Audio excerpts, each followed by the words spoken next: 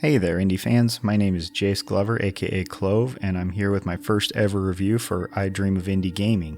Growbot is a 2D point-and-click adventure game from Wabi Sabi Games that immediately invoked feelings of Machinarium. As a huge fan of the genre, and particularly that title, I was excited to see what Growbot could bring to the garden. The story follows Nara, a young robot who is trained to become captain of one of several ships that surrounds the Growbot home planet of Q. These ships serve to protect the planet from outside forces and especially the cosmic terror in the galaxy. Unfortunately for Nara, on her very first day aboard the ship, she awakes to find that it's been attacked, and the shields are down, the captain is missing, and it's up to her to repair the ship, find the captain, and protect the planet. I've played quite a few of this type of game recently, and you never quite know what you're going to get. A lot of them have puzzles that don't make sense, items that you just have no idea what to do with, backtracking across 20 screens to get one item, etc., etc. I'm happy to report that Growbot has none of these issues. The game and its puzzles are separated into roughly 5 main areas, all consisting of anywhere from 2 to 4 screens at most, which makes it pretty manageable, and the developers themselves have said that they intended to make this game for veterans and new players alike, and I think they've absolutely nailed that. While the game certainly doesn't hold your hand, the puzzles themselves are not terribly taxing. One thing worth noting, however, that if you're not very good at puzzles, there is not a tip or hint system built into this game like you might find in others of the genre.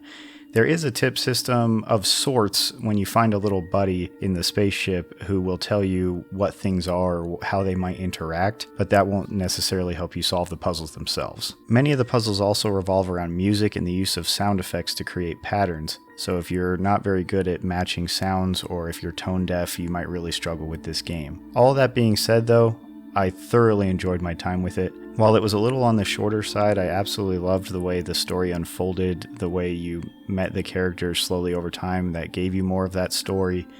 I loved the way the music was involved with the puzzles and one of the major mechanics. I loved the way that as you solved the puzzles and opened up more areas, the ship itself became more complete and more colorful, and the hand-drawn and visual style was just icing on the cake. I do have a couple of negative comments, but they could probably be considered nitpicks at best. The first being the length of the game. It only took about 3 hours to complete start to finish, and definitely on the easier side for veterans of puzzle games. I would have liked to have seen more inventory management or inventory combination type puzzles, and I especially would have liked to have seen more of the Growbot world, such as the home planet.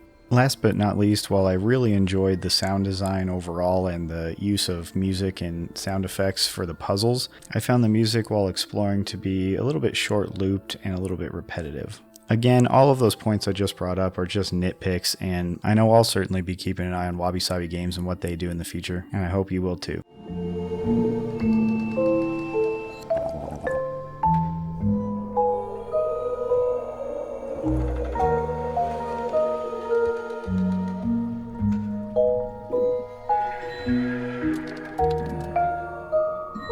Thanks for sticking with me through my first of hopefully many reviews to come, but now it's that time where we shout out our beautiful indie warriors. I'd like to thank Mitchell Hall, Bunny, Keva Lowe, Bill T, Christian Cruz, Chris Jackson, Nathan Moore, Peach, Adriana Amato, CJR, PSC, C Coyle, Skeptism, Jen Rose, Jesse, CPM, Julian Kolbis, JRS the 8th, Raylan, and Marky Mint. You guys are awesome. If you'd like to join these brave heroes, then check out the comment box or click that join button right below the video.